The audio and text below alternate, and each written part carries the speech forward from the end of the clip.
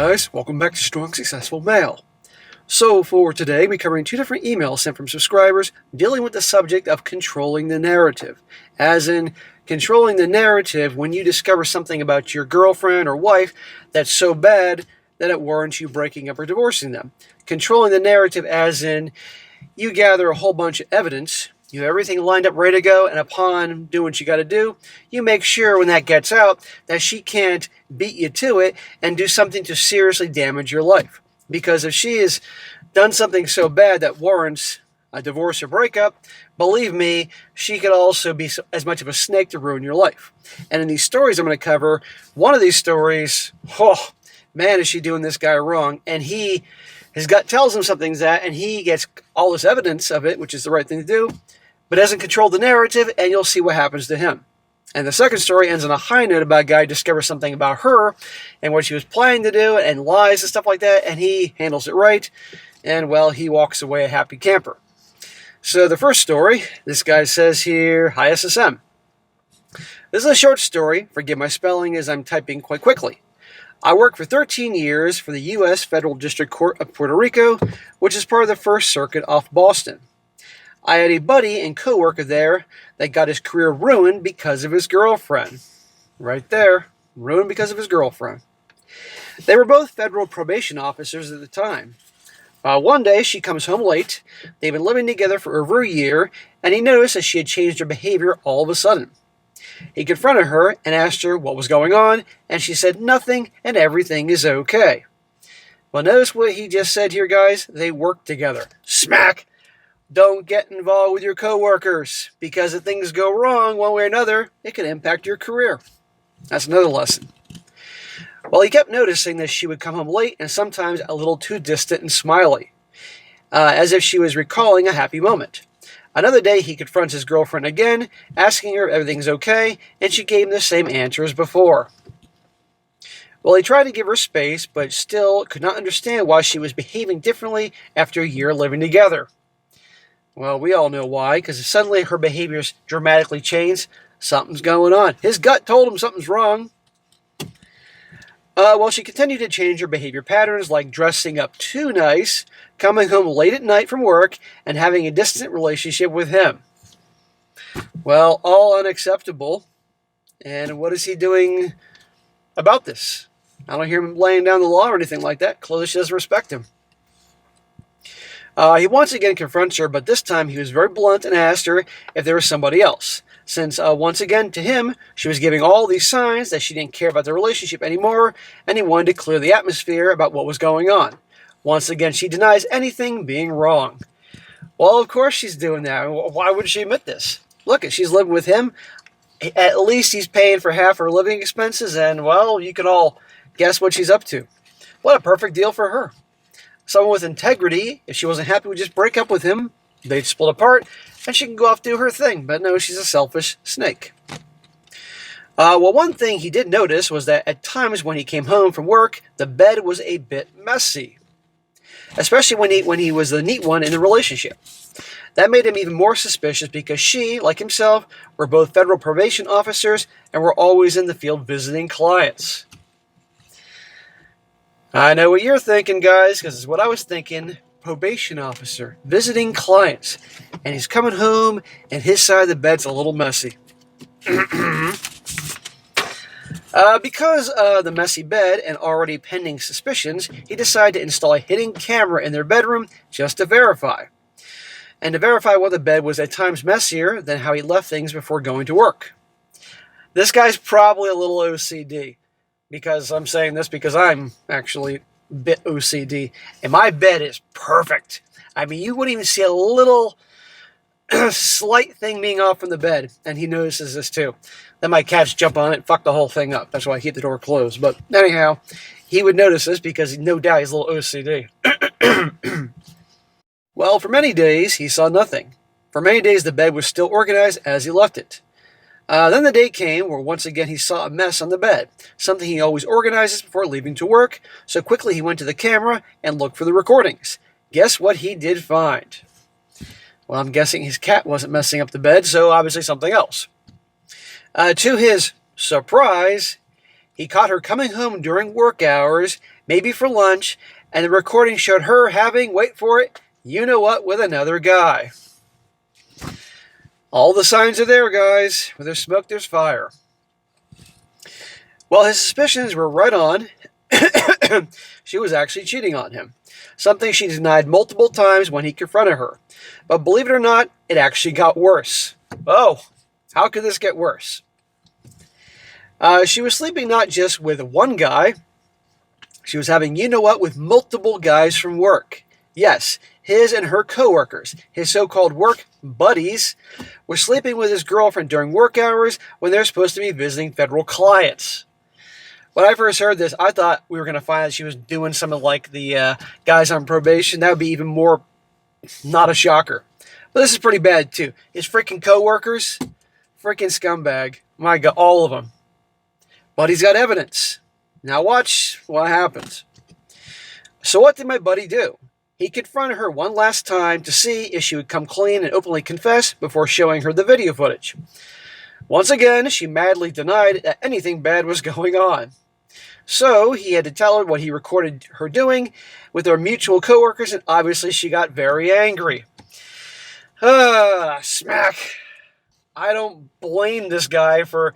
Most people would, say something, but you can't. Because now she knows, but he hasn't controlled the narrative. Think about this, guys. Think about all what she could possibly pull off. The best thing he could have done in this situation was he has the evidence, started making plans accordingly to control the narrative, new place to live, all these type of things, but instead just, I know. Watch what she does. That night they broke up, but things got even worse. This is where I actually got angry for my ex-coworkers because what happened next is truly not fair at all. When she returned to work, she went to Human Resources and complained to the HR rep what her boyfriend recorded about her. Amazing. The recording was the bad thing he did to her, not that she was the multi-cheater. She reported to HR that she now doesn't feel safe around him, that he might do something to her out of anger of what had happened. You all heard that correct, and you're all shaking your head saying, what the fuck?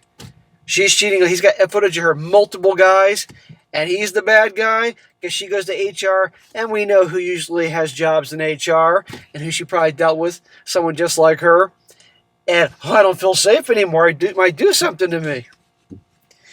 Since HR could do very limited distancing between them to maintain a safe work environment, she, his ex-girlfriend, concluded that it was not enough that he told her to keep away from her, so she decided to put a restraining order on her ex-boyfriend, which got him fired, since a federal employee cannot have such a legal order against him.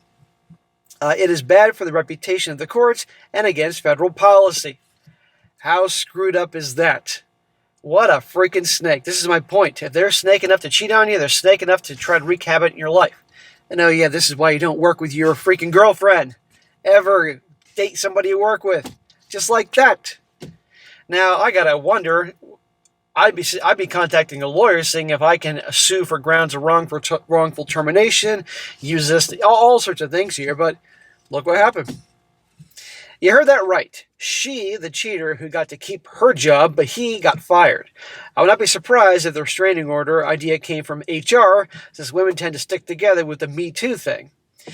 Women nowadays are always victims, even when they themselves cause the entire problem. Well, of course. And she probably blamed him for all her cheating with multiple guys. When I told him this, I was very angry for my buddy because he was actually a nice guy. I actually thought she, too, was nice, but I guess you can't trust women nowadays with all the victimhood agenda our society pushes, especially at work. This is really messed up. Men are always to blame for everything when there is a relationship problem. Well, pretty much. This is why more and more guys are realizing, you know what? The juice ain't worth the squeeze. And they stick to hookups. And then you have the women complaining that, where are all the good men? Again, men don't want to get married anymore. Well, why would we? We're always the villains in these stories. Now, does this mean every girl's going to do this? No. But a hell of a lot out there. And oh yeah, when he said that my friend was actually a nice guy, does he mean like a nice guy, the type that gets pushed around and a total, blue pill mangina, or just a good guy and look what happened to him? I'm guessing probably a combination of the two. The cheater got away with cheating and got rid of the boyfriend so that she can feel safe at work from a problem that she created. Amazing that this is legal. She should have been the one fired, not him. Oh well, that is life. I have more stories like this from the same federal courthouse, which are truly disturbing to me. Thank you. Well, that sucks for the guy, and there was no way I was going to do one video on that. We had to have a higher note here. But anyhow, guys, the point about that lesson is don't get involved with your coworkers. Most of you know that. Look right there. 2, pay attention to red flags. He did, and try to gather evidence. He did that. But when he got the evidence, knee-jerk reaction went to her. And look what she did. So you must really have everything lined up and ready to go before, you let her know that you know. Otherwise, look what happened right there. It's a shame. All right, now to the second story. This one is where a guy also discovers some things, but it ends on a higher note for him. This guy says, "Hey SSM, I really like your channel, man. Keep up the great work. Here is a true story from my life, something that happened back in 2010 in India. I was engaged to a girl named Silu. S-I-L-U. Well, her name is fucking Silu today. Silu. Everything was going perfectly. Our engagement was done, the wedding dates were fixed, and I was extremely excited to start a new life. Woohoo! Life with Silu. What could go wrong? Well, like most couples do, we started talking about our past and life experiences. I'll be honest, SSM, I didn't have any girlfriends back then, but I felt too embarrassed about it, so I made up a few harmless stories just to sound normal. I know, not smart, but that's how I felt at the time. Silu, on the other hand, told me she had, listen to this, never been in a relationship and wanted to start her married life without any baggage or ex-stories. That made me really happy because I wanted the same thing. Smack. Can't believe you bought that one. But you're all the wiser now. You were a young guy back then. But one day at work, my coworkers and I were chatting about Google and its search power. Just for fun, I started Googling everybody's names. Some of my coworkers' photos popped up, then my own pictures appeared too. We were all laughing about the whole thing. Well, suddenly I thought, why not Google my fiance's name? That's a good question, amigo. You should have been doing that from the get-go. So I did, and nothing came up. That felt quite strange, especially because she was very active on social media. Red flag. That ain't good. Then 2 small incidents clicked in my mind. First, she always seemed nervous whenever I mentioned that I was good at finding things online. Movies, software, pictures, information, anything.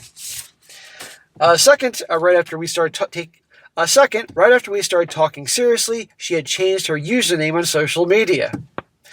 That's interesting. For some reason, that old username stayed in my memory.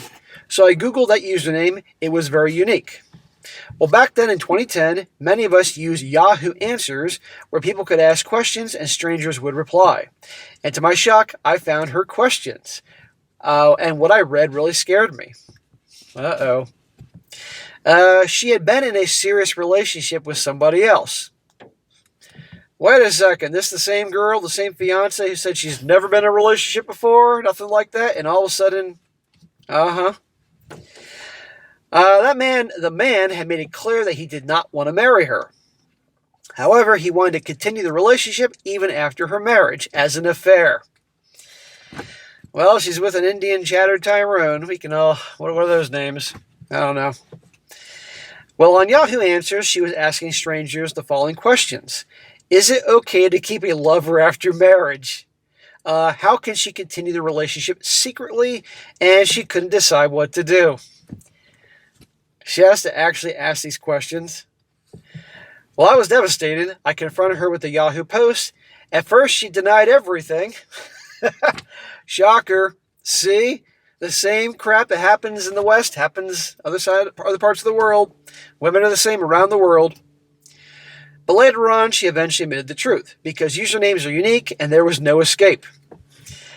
I asked her why she hadn't deleted those questions. She said she had forgotten the password and had even paid some hackers to recover the account, but they failed. Well, they were pretty shitty hackers, though. Well, that was it for me. Long story short, I walked away and never looked back. There you go, bro. Good job. In situations like that, a second chance rarely works. Google saved me from a lifetime of pain. Thank you, Google. Today I'm married. I've been married for 13 years and have 2 beautiful children. Sometimes the truth finds you when you least expect it. The end. So good for you, man. I mean, that sucks that happened, but, I'm glad you have the good sense to, you trusted your guy. You're like, wait a second here. I'm looking at everybody else. Maybe I'd check her out just in case. Boom. There you go. That's what happens. But this guy obviously handled things right accordingly. He didn't say it, but I'm guessing because she didn't find a way to scorch earth him and wreak havoc on him, he handled it right, and he walked away in the situation better. But if he maybe handled things differently, or who knows what, she could have wreaked some havoc on him, And I'm sure it didn't say they were in an arranged marriage, but that happens a lot over there, let's be honest here, and I can imagine that big giant mess. But anyhow, guys, the point of these stories are BS happens. Trust your gut. Don't work with your girlfriend. And you discover something, okay, cover all bases. Then be prepared to strike and let her know what you know. But if you're not careful and don't plan accordingly, you can see what can happen. So anyhow, there you go. And of course, it doesn't hurt to have video footage now. And I swear, nowadays, guys got to have fucking body cams. We got to have cams everywhere for everything. And even though we could have cameras recording things, still, those that may do us wrong will deny everything or any blame or accountability for all that. All right, guys, that's it for today. Be sure to comment down below. Let me know what you think about this. I'm sure you like the video. Share it with your friends and subscribe. I'll catch you next time.